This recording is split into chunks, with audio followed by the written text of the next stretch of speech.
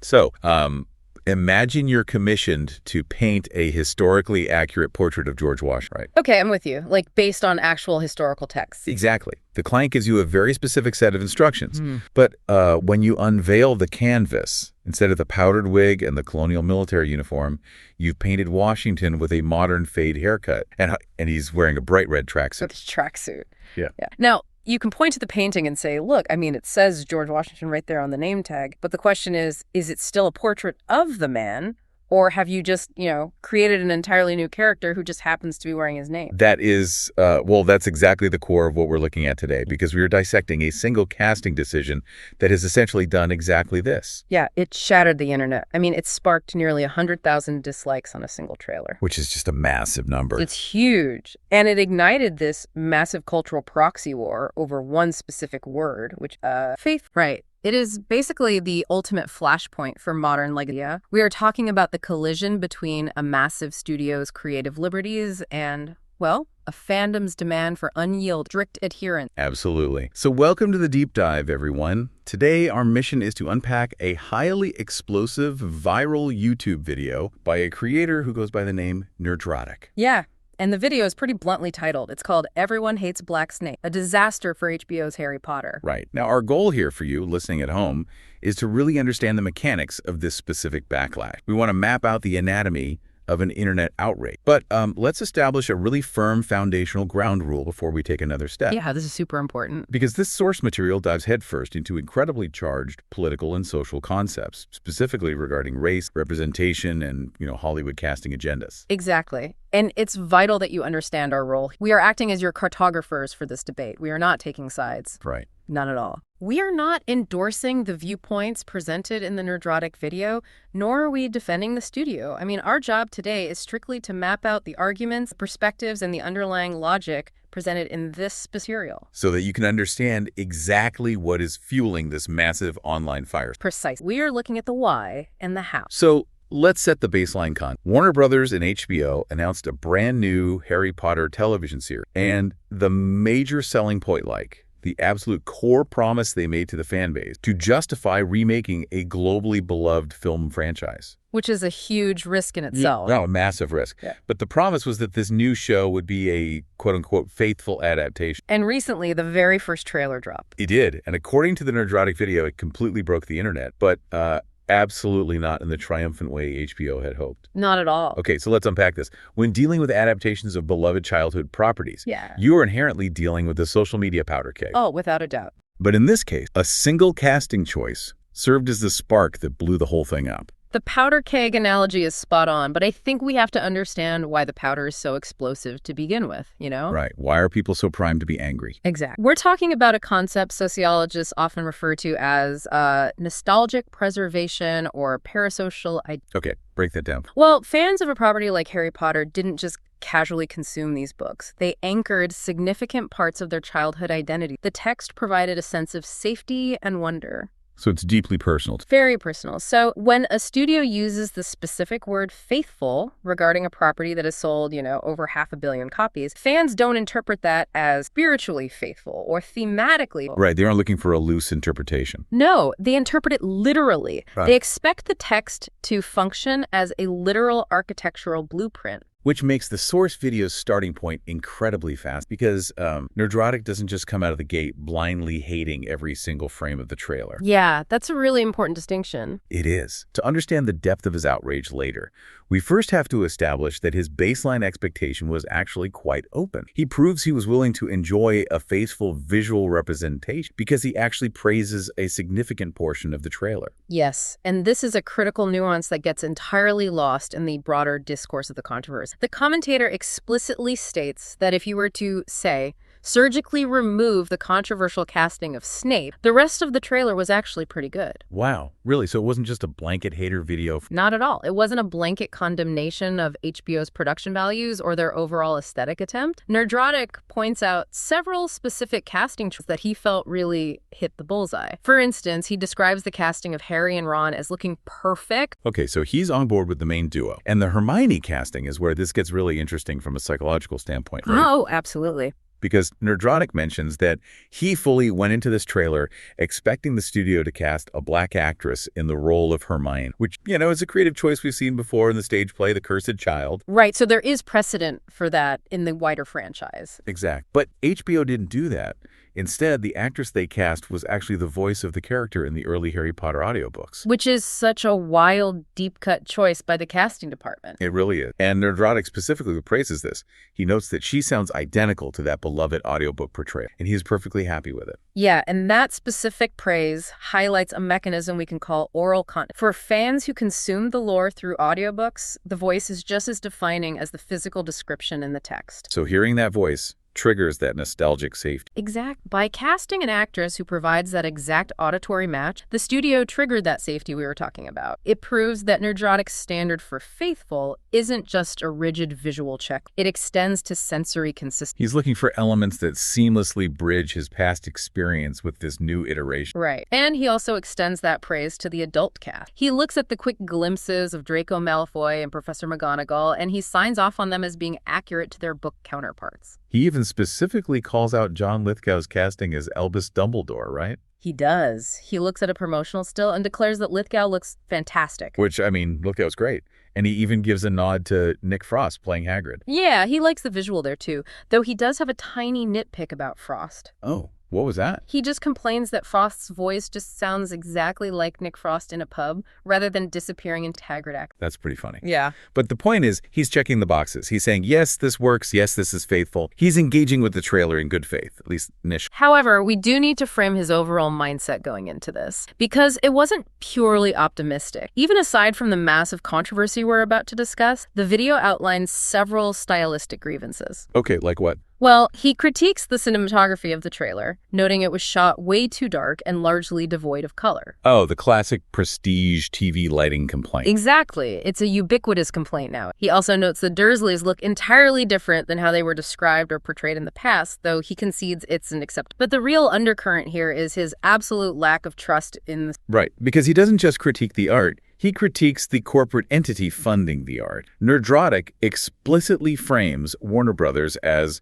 and this is a direct quote, America's dumbest entertainment company. And that corporate framing is essential to understanding the cynicism driving his analysis. You see, Nerdrotic points out that Warner Brothers is currently carrying billions of dollars in debt and is surrounded by industry rumors of an impending sale. So he thinks they're desperate. He frames their executive decision-making as chaotic, reactionary, and just plain desperate. And to illustrate this, he points out a bizarre piece of scheduling. Oh, this was the Stephen Colbert thing, right? Yes. This highly anticipated Harry Potter trailer was dropped within 24 hours of Warner Brothers announcing that Stephen Colbert, the late-night talk show host, is going to be writing a new Lord of the Rings movie. Oh, wait, hold on. Why does the timing of a Stephen Colbert announcement matter to a Harry Potter trailer?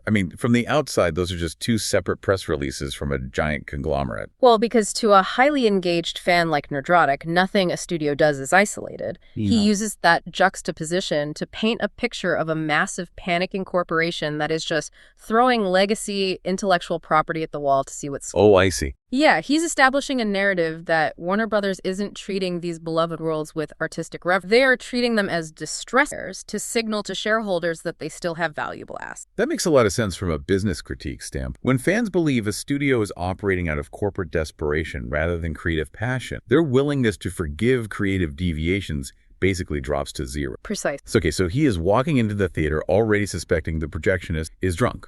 Which brings me to the million-dollar question. If so much of this trailer visually hits the mark for him, like Harry is perfect, Ron is perfect, Hermione sounds right, Lithgow is fantastic, why does the promise of a faithful adaptation feel so utterly shattered based on one single casting choice? Yeah, why does this one thing override everything he liked? Exactly. Because, according to Nerdrotic's core thesis, this casting choice isn't just a minor tweak. It is an unforced error of monumental franchise-breaking proportion. He actually goes so far as to label it some of the worst casting in Hollywood. Wow. And the epicenter of this entire cultural earthquake is the casting of British actor Papa Essiedu as Severus Snape. Yes, and this is where the video pivots from cautious praise to intense, relentless mockery of the visual disconnect. Nerdrotic looks at the trailer and the promotional images, and he fundamentally rejects the aesthetic presentation of the character. And I want to be really clear here, based on the source video, his initial outrage isn't just a clinical disagreement about the actor's race.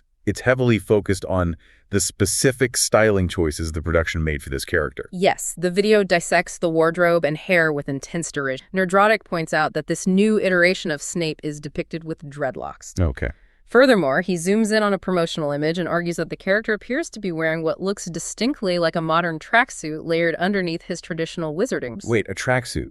Under wizard robes? That is the source's observation, yes. A literal track. That is, wow, okay. And to Nerdrotic, these styling choices are not just baffling, they're actively hostile to the established aesthetic of the wizarding world. How so? Well, the Harry Potter universe has always possessed a very specific, slightly antiquated, gothic visual language. Wizards historically struggle to understand or mimic Muggle, non-magical clothing. Right, there's a whole running joke in the books about wizards wearing bizarre outfits when they try to blend in with normal people. Exact. So, dressing a notoriously traditional, strict potions master in what looks like contemporary athleisure wear shatters the internal logic of the world for this viewer. The pop culture comparisons he rolls out to mock this are incredibly vivid. I mean, he tells his audience that if you thought this new Snape looked like a younger Whoopi Goldberg, you wouldn't be far off. Yeah, and he compares the aesthetic to the singer Tracy Chapman, too. It is just a barrage of mockery aimed directly at how jarringly out of place the character looks compared to the lore. And he doesn't just stop at commentary. He actually weaponizes internet meme culture to drive the point home. That's right. The video features a fully produced rap parody created by Nerdrotic's editor, Perry Chan. A rap parody. Yes, and this isn't just a throwaway joke. It's a vital mechanism to understand how fandoms process broken immersion. When fans feel a character has been stripped of their original context, they often respond through memification. They turn the studio's serious creative choice into an absurd joke to strip it of its validity. Exactly. And the lyrics to this parody rap are aggressively pointed. He's blending traditional Harry Potter terminology with stereotypical hip-hop tropes. Yeah, the lyrics include lines like, I'm black, cauldron bubble, drive by, I glide by stealth, black Snape.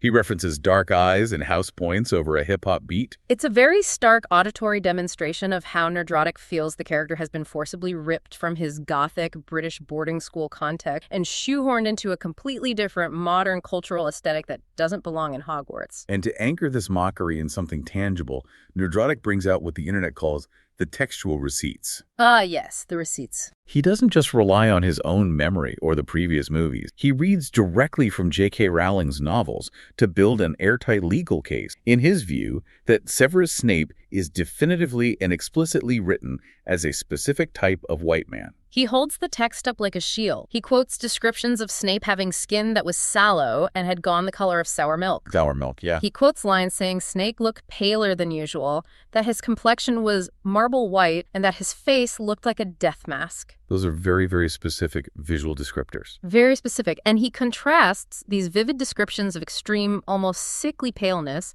with Snape's cold black eyes framed by curtains of greasy black hair. So Nerdrotic is essentially holding the 1997 novel in one hand, pointing at the 2026 trailer with the other, and screaming at the studio that these two things are fundamentally incompatible. Exactly. And this discrepancy is the primary metric by which Nerdrotic measures the failure of the trailer. He points out that the YouTube video for the trailer accumulated a staggering 98,000 dislikes. Which we mentioned earlier, but that number is just wild for a teaser. It is. And in his estimation, 99% of that negative engagement is entirely, solely due to this specific departure from the text regarding Severus Snape. To him, the studio broke the foundational contract of a faithful adaptation. Let me bring back that George Washington portrait analogy for a second, because I think it hits at the psychology here. When you change the core physical descriptors of a character whose appearance is deeply tied to their brooding Gothic persona, you aren't just changing a paint color. you are changing the genre of the character. That's a great way to put it. That seems to be the exact psychological friction happening here. Nerdrotic is looking at the screen and saying, that is not the man in the book. You have created an imposter. That is precisely the psychological. For a strict textualist like Nerdrotic, Severus Snape is a fixed historical figure within the reality of the fiction. His pale, sallow skin and greasy hair are not incidental details to be swapped out.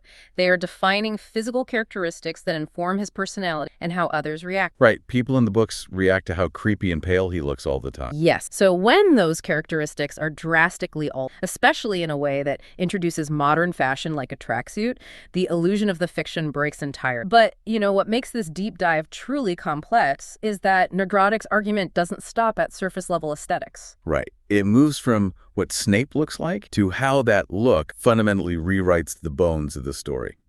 And this brings us to one of the most intricate structural arguments presented in the video. And this is where it gets really complicated. Yeah, the claim that casting a black actor as Snape retroactively changes the optics and morality of Harry's parents, James and Lily Potter. This is a fascinating narrative critique. To understand it, we have to look at the backstory built into the novels. Walk us through it. So a crucial foundational piece of Severus Snape's history is that during his time as a student at Hogwarts, he was relentlessly bullied, humiliated, and tormented by James Potter and his group of friends, known as the Marauders. Now, Nerdrotic operates under the assumption that James Potter will be portrayed by a white actor, as he traditionally has been, and as described in the text. Wait, let me stop you there. So Nerdrotic is arguing that if a white James Potter is depicted relentlessly bullying a black Severus Snape, the context of that bullying shifts. I mean, kids bully kids in high school all the time over kitty things. Why does the source claim this specific casting automatically turns it into something? Because Nerdrotic is arguing that television is a visual medium consumed by modern audiences who carry modern cultural baggage. Okay. When you read the book, the dynamic is a standard high school rival. You have the popular, arrogant jock tormenting the weird, creepy outcast who is into the dark arts. Classic trope. Exactly. But the video argues that the moment you cast a white actor to suspend a black student upside down in the air and humiliate him in front of a cheering crowd, which is a specific iconic scene in the book, the dynamic inherently shifts. Oh. Yeah, the visual imagery is so loaded with real-world historical weight that it stops looking like standard bullying and suddenly looks distinctly like racially motivated abuse. Okay, I see the logic there. It completely reframes the protagonist's father. I mean, the whole emotional arc for Harry in the middle of the series is that he spends years idolizing his dead dad, only to look into a magical memory and have his heart broken when he discovers James was an arrogant bully. Right. It's a huge moment of disillusionment for Harry. But Nerdrotic is arguing that making the victim of that bullying a black kid turns James Potter from a teenage jerk who needed to grow up into a racist abuser. And if James is a racist, how is the audience supposed to root for him or for Harry's connection to him? They can't, not in the same way. And Nerdrotic points out this ripple effect doesn't stop with James. It drags Lily Potter down too. Right? Yes, Lily Potter, Harry's mother, is the other half of this complicated backstory. In the original text, Liddy was childhood friends. They were close. They were best friends before Hogwarts. Exact. But as Snape gets deeper into the dark arts and calls her a magical slur, she eventually severs ties with him, or friend zones him, as the internet parlance. Right. And she eventually ends up falling in love with and marrying James, the very guy who relentlessly tormented her former best. So under this new visual context, Nerdrotic is arguing that Lily Potter also looks terrible. Exactly. If she abandons her black childhood friend to hook up with the wealthy white bully who targeted him, the optics of her character are entirely corrupt. She goes from being a principled young woman who rejects Snape's dark magic to looking like someone who is perfectly fine aligning herself with a racially motivated abuser. Which is a massive character shift. The source argues that this creates a massive narrative trap for the showrunners, and Nerdrotic speculates that Hollywood, being highly attuned to these exact types of real-world optics, will realize the trap they've set for themselves and attempt to fix it. How do you fix the optics of a white James Potter bullying a black Snape? Well, Nerdrotic predicts the studio will simply alter other characters. Specifically, he hypothesizes they will cast a black actor to play serious black James Potter's best friend and Oh, he actually jokes about the irony of that, right? That Hollywood would cast a black actor to play a character literally named Sirius Black. He does. But the underlying point is that the studio would do this to purposefully dilute the racist optics by showing a black kid actively participating in the bullying of another. That sounds like a logistical nightmare for writers. And Nerdrotic immediately shoots down his own hypothetical fix, pointing out the absurdity of it. He pictures a writer's room, presumably made up of primarily white writers trying to delicately navigate these real-world optics by meticulously choreographing a scenario where black kids are picking on black kids. All in a desperate bid to avoid making the white protagonist's father look irredeemably bad. Right. He sums up this entire theoretical tangled mess with a very phrase. He says, play identity politics, win identity politics prize. Meaning, once you introduce modern, real-world American racial dynamic into a British fantasy story written in the 1990s, the whole narrative structure starts to collapse under the weight of implications the author never intended. That is precisely his argument. And he highlights a specific meme circulating in the fandom to perfectly illustrate this structural collapse. Oh, the boggart. Yeah. It involves a beloved scene from the third book, The Prisoner of Azkaban, the boggart lesson. A boggart is a shape-shifting creature that takes the form of the viewer's absolute. Right. And for the character Neville Longbottom, who is this timid, bullied student, his greatest fear isn't a monster, Professor Snape. Exactly. And in the books and the movies, this results in a deeply comical scene where a terrifying Snape steps out of a dark wardrobe, and Neville uses magic to dress him up in his grandmother's clothes to make him look ridiculous and conquer his fear. It's a triumphant, whimsical childhood. But Nerdrotic points out how this new casting dramatically alters the visual context of that scene, does He does. According to the meme he highlights, in this new adaptation, Neville's biggest, most paralyzing fear will visually manifest as, and I am quoting the meme directly here, a black guy hiding in a closet. Wow. Okay, that perfectly encapsulates his argument about unintended consequences, doesn't it? A scene meant to be a whimsical triumph over a strict teacher suddenly takes on a bizarre, highly uncomfortable visual context just by nature of the demographic change. It completely shifts the tone. But I have to push back a little here and ask you to view this from another angle. Nerdrotic argues that changing a character's race inherently rewrites these underlyings of bullying and redemption. But is that an objective truth? Or is Nerdrotic projecting hyper-specific modern American identity politics onto a fictional British wizarding rivalry? That's a fair question. Because in the lore of Harry Potter, prejudice absolutely exists, but it's based entirely on magical blood, purebloods hating muggle. Race, as we understand it, is never the metric for discrimination in Hogwarts. That is the essential counterargument, and it's a vital question to ask when evaluating media. From a strictly textual, the lore of the wizarding world is colorblind regarding human ethnicity. Their bigotry is reserved for blood status, giants, goblins, and centaurs. Right. Therefore, one could argue that a black Snape being bullied by a white James Potter is entirely about their Hogwarts houses, their personalities, and their magic, having absolutely nothing with race. Exactly. If you follow the internal logic of the universe, the skin color of the actors shouldn't change the dynamics of the scene at all. However,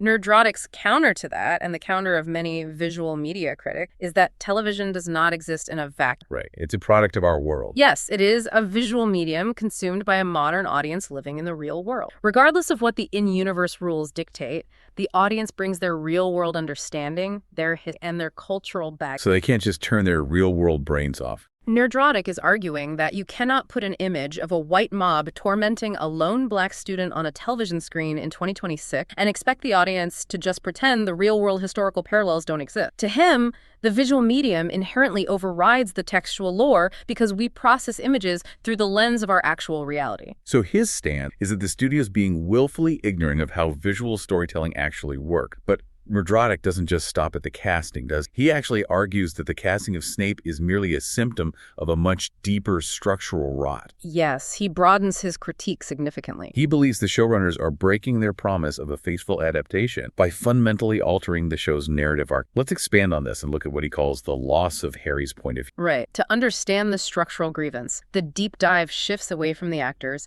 and looks at the arc, the showrunners themselves. Who are they? Well, Nerdrotic points out that HBO hired creators with past credits on highly acclaimed shows like Succession and his Dark Material. Now, Succession is a brilliant, sprawling ensemble drama where we see multiple Sure. But Nerdrotic specifically zeroes in on his Dark Material. He describes that series as the atheist response to C.S. Lewis' Nerd. Why does he bring that up? Why does the religious or philosophical leaning of a previous show matter to his critique of a Harry Potter trailer? Because he is establishing a pattern of behavior. Yeah. By labeling their previous work as an atheist, he is implying that these specific creators have a proven, documented history taking fantasy material and deliberately injecting it specific ideological, philosophical, or structures. Oh, I see. He is signaling to his audience, look at who is driving the bus. They don't just adapt. They have a history of changing the destination of their own worldview. Okay, so He's preemptively attacking their creative credibility regarding fidelity. And the specific structural change that validates this fear for him is the announcement that the showrunners plan to add entirely new scenes that are not in the books. Right. They want to expand the universe. They've given interviews saying they want to explore the wider world. They want to show Harry going to the Weasleys' home, the Burrow earlier in the timeline. They want to show Draco Malfoy's home life behind closed doors. They want to show the professors interacting in the staff room without the students around. Which, to a casual viewer, sounds great. More magic, more world building. But to Nerdrotic, this is an absolute cardinal sin. It is a cardinal sin because it breaks the fundamental narrative engine of the entire. The Harry Potter books are famously and strictly written from Harry's limited third-person perspective. The reader only knows what... The reader only sees what Harry sees when he sees it. Exactly. Nerdrotic argues that this restricted perspective isn't just a stylistic choice. It is vital to the magic of the series. The reader experiences a profound sense of wonder precisely because they are discovering the hidden rules, the dangers, and the marvels of the wizarding world at the exact same moment the protagonist. It's exactly like the mechanics of a video game. Imagine playing a game locked in a first-person perspective. The tension, the horror, the excitement, it all comes from walking down a dark hallway and having to peek around the corner to see what's there. You are immersed. Right, you are in the character's shoes. But if the developer suddenly switches the game to a third-person top-down view where you can see the whole map and where all the enemies are hiding, you completely lose that intimacy. You go from being an active participant discovering the world to a passive, godlike observer just watching pieces move on a board. That analogy perfectly captures the mechanical loss of immersion. Nerdrotic is arguing that taking us out of Harry's head destroys the emotional resonance of the discovery. It changes the entire feel of the story. Furthermore, Nerdrotic makes a very practical mathematical argument regarding the reality of television. What's math? Well, the entire justification for doing a television adaptation is that it allows for more screen time to include the intricate subplots and character details from the books that the 2-hour movies were forced to cut. Which is what fans want. They want the ghosts, they want the potion puzzles. Exact. However, screen time is a finite resource. If the showrunners are writing brand new original scenes that J.K. Rowling never wrote, like Draco brooding at Malfoy Manor or Snape chatting with McGonagall and the staff, those scenes eat up. Oh, I see where this is going.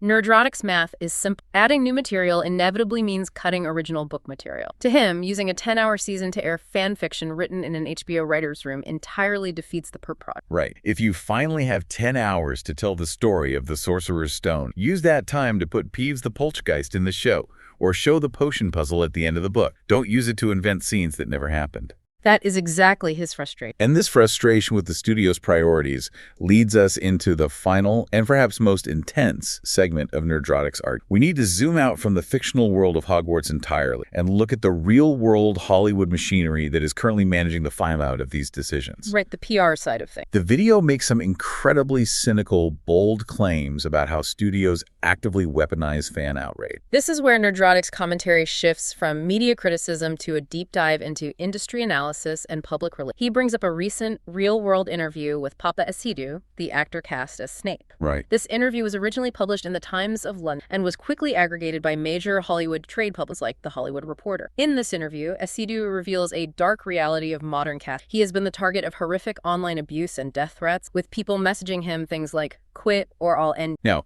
I want to pause here and make it very clear what the source material says about this. Nerdrotic explicitly and unequivocally condemns these threats. He states clearly to his audience that nobody should ever be threatening actors over pretend roles in a fantasy show. Yes, it is very important to note that he draws a hard line there. But while he condemns the abuse, he also critically examines SCU's response to it. The actor stated in the interview that the abuse actually fuels his fire. It makes him more passionate about taking the role and making the character his own. And that phrasing, making the character his own, is a massive red flag for a textual purist. Why is that? Nerdrotic views this as exactly the wrong approach for a faithful adaptation. He argues that an actor's goal shouldn't be to stamp their own identity onto a legacy character to spite the troll. Their goal should be to disappear into the character exactly as it was written in the book. They should be a vessel for the text, not a co-op. Exactly. But Nerdrotic's primary target in this segment isn't the actor, it's the studio's reaction threat. Right. Because shortly after the interview, HBO boss Casey Bloys publicly announced that the network was instituting serious, heightened security protocols on the set, specifically due to these threats against the cast. Which is standard HR, really. Yeah. On the surface, that sounds like a responsible employer protecting its staff.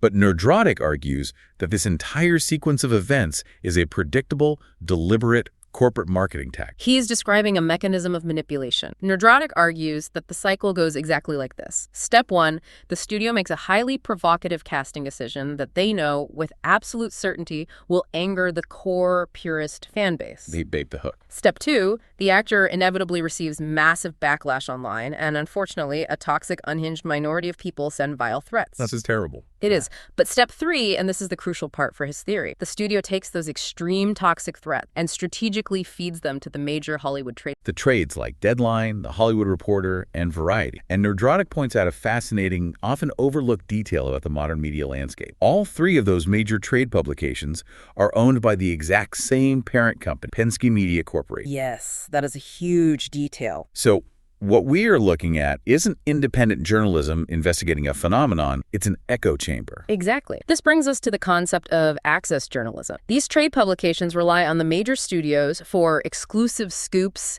interviews, and access. Therefore, they are highly incentivized to frame narratives in a way that aligns with the studio's PR goals. So it's a symbiotic relationship. Very much so. The studio feeds the narrative of the toxic, threatening fan base to Penske Media. The trades amplify it across all their platforms simultaneously. And suddenly, the entire global narrative surrounding the Harry Potter show isn't about the questionable quality of the trailer. It's entirely about defending the brave actors from bigots. Precise. Nerdrotic argues that this is a deliberate tactic to build a corporate shield. By focusing the entire media conversation on the genuinely unacceptable death threat, the studio successfully invalidates, ignores, and sweeps away all the legitimate text-based criticism of their creator. If you complain that Snape shouldn't wear a tracksuit, you get lumped in with the people sending death threats. Nerdrotic calls this strategy proactive fanbase, and he argues it's an industry-wide play. He compares this specific PR rollout to the marketing strategies utilized by Amazon for their Lord of the Rings prequel, The Rings of Power, and by Lucasfilm for the Obi-Wan Kenobi. Oh, right. We saw similar media cycles there. In both of those cases, the studios aggressively highlighted racist backlash against diverse casting right before the show's premiere. Nerdrotic's argument is that by framing the core of the backlash as rooted in toxicity and hatred, the studio never has to sit down and answer the difficult artistic question of why they deviated at first. It's a sleight of hand.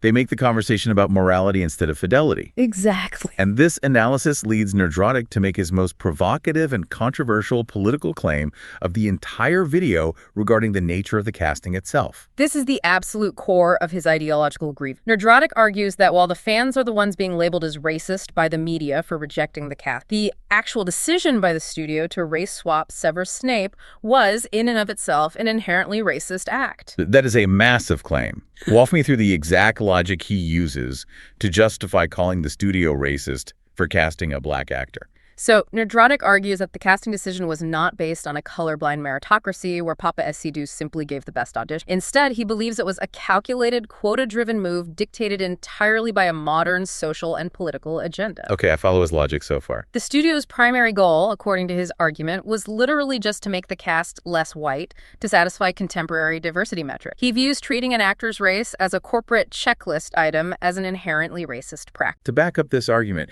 he points to the specific historical and geographical setting of the story, right? He does. The Harry Potter novels are set in the United Kingdom in the 1990s, specifically spanning from 1991 to 1990. Nerdrotic asserts that the racial demographics of the characters as written by J.K. Rowling accurately reflect the actual demographics of the UK, and specifically Scotland, where Hogwarts is located, during that specific time. He is essentially saying the story is already authentically diverse for the time and place it exists in. Exactly. And he even offers a sort of compromise to prove he isn't just universally opposed to diverse casts. He claims that if the studio felt an absolute corporate mandate to race swap a character, there were plenty of other characters in the story who could have been swapped with far less narrative damage or visual jarring. Severus Snape. But he immediately follows that up by stating his ultimate preference, which is that absolutely nobody should have been swapped. Right. He stands by strict fidelity. He argues that maintaining direct one-to-one visual fidelity is the only way to adapt legacy media.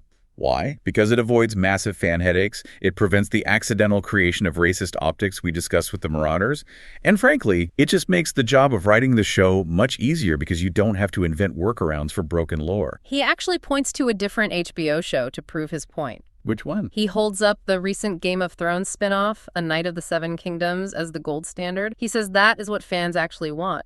A beautifully shot, properly adapted television show that casts actors who look like the book descriptions and doesn't inject modern ideology. Nerdrotic concludes his entire video by addressing the most common counter-argument you see on social media, which is Snape is just a fictional wizard. He isn't real, so his race fundamentally doesn't matter. Yeah, you see that argument everywhere online. Nerdrotic's rebuttal to this is incredibly simple, but sharply pointed. He argues that if the character's race truly doesn't matter, then the studio should have had no problem just keeping him white, as he was explicitly described in the text. Right. The fact that they changed it proves that to the studio it does matter, just for political reasons rather than narrative ones. Okay, so we have thoroughly mapped the terrain of this video. The source has drawn a very hard line in the sand. But I want to play devil's advocate for a moment and look at this from the realities of... Please do. Does Nerdrotic's view the idea that if it doesn't matter, it should just stay white? Completely ignore the reality of running a multi-billion-dollar television network today. Warner Brothers isn't making a documentary for historians. They are trying to make a 25-year-old intellectual property resonate with a modern, global, and demographically diverse audience in 2026. That's a very fair point. Isn't it entirely possible that a studio executive looks at a casting choice not as a malicious political agenda to ruin a fan's childhood, but simply as a necessary modernization to ensure the franchise remains financially viable and appealing to the widest possible demographic? You have just articulated the perpetual, unsolvable tension at the heart of adapting legacy media. The source, Nerdrotic, is demanding the historical preservation of a text from 1997. He wants it treated like a holy relic. Exactly. The studio, conversely, is in the business of creating mass-market entertainment for the present day. They treat the text as a flexible asset. When we synthesize all the arguments presented in this video, what we are really looking at isn't a debate about a television show. We are looking at a massive cultural fracture. The Nerdrotic video is a perfect case study of the collision between corporate Hollywood's approach to updating legacy IP and a vocal fandom's uncompromising desire for an exact visual and narrative translation. It's a proxy war. It has nothing to do with magic wand. Precise. From the intense mockery of tracksuits and dreadlock to the complex structural arguments about the Marauder's ripple effect, the loss of the protagonist's point of view, and the cynical weaponization of access journalism, the Black Snape controversy is functioning entirely as a proxy war. The battle lines are drawn over a fictional potions mask, but the actual debate is about much broader cultural issues. It's about the validity of meritocracy in cast, the definition of what genuine representation of corporate token is, and the ultimate ownership of beloved stories. Does the story belong to the author who wrote it, the massive studio that bought the legal rights to it, or the fans whose emotional investment kept it culturally alive for 3 decades? And that, right there, is exactly why this deep dive is so important for you, the listener, because navigating modern media consumption is incredibly complex. Casting announcements are no longer just a fun piece of entertainment news you skim in a magazine. Not anymore. They are active battlegrounds for a much larger cultural argument. When a trailer drops today, you aren't just deciding if the special effects look good. You are often being asked to navigate a minefield of ideological debates, textual fidelity, and highly coordinated corporate PR strategy. It requires a level of critical media literacy that simply wasn't necessary 20 years ago. Understanding why a segment of the internet is outraged, mapping their arguments from visual aesthetics to narrative structure to corporate cynicism allows you to see the machinery operating behind the noise. You absolutely do not have to agree with Nerdrotic's video to recognize that his arguments are constructed with specific textual logic and rooted in a deep psychological attachment to the material. Absolutely. We've mapped the anatomy of the outrage. We've seen how a studio's promise of a faithful adaptation crashed headfirst into the reality of modern Hollywood production, and how a single casting choice ignited a firestorm about race, tech. But I want to leave you with a final thought today, something to really mull over as you watch these endless adaptation wars continue to play out online. Let's hear it. If a story is perfectly preserved, exactly as it was written in 1997, locked in amber without a single visual or demographic change, does it remain a timeless classic? Or does it risk becoming a dusty museum piece that only speaks to the specific people who were there when it was new? When we loudly demand faithful adaptations, are we really trying to protect the author's world? Or are we just desperately trying to protect the exact way we felt when we were 10 years old and read it for the first time? That is the ultimate defining question of adaptation. Thank you so much for joining us on this incredibly complex deep dive.